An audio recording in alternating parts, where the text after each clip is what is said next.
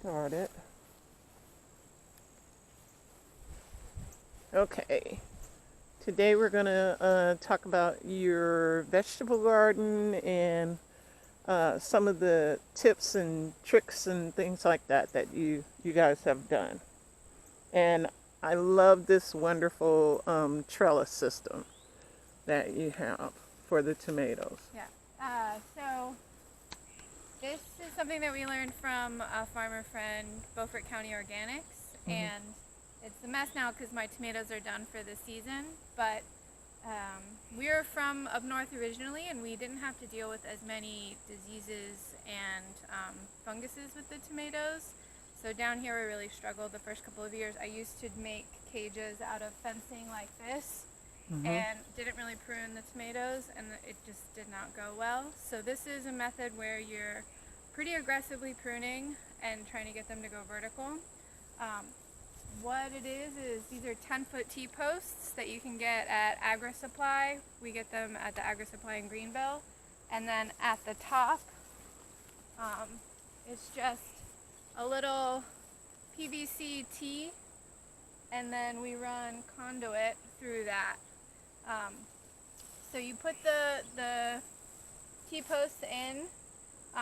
We have a T-post driver, hand driver, and then we also got a really simple machine that removes the T-posts because we move this every season. We don't keep it in the same spot. So those two tools are really important. And then you can hardly see now again because I've taken out most of the plants, but we use cotton string, and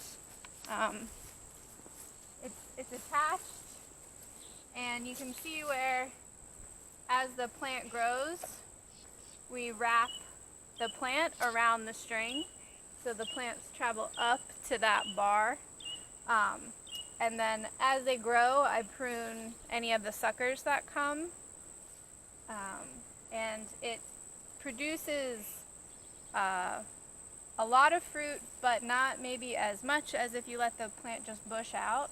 But the plant is overall healthier, and we get a lot more tomatoes, and the plants last longer. Although, you know, it's August now, and the plants are done, and that's something I've had to come to terms with. But we are getting fruit from them in May, so they it's like quick and dirty. Some of them are still going. And they will, if they're indeterminate tomatoes, they'll keep growing. But I've clearly. Oh, I'm not even recording them. Yeah, here is the string, and as the plant grows, you just kind of guide it up the string.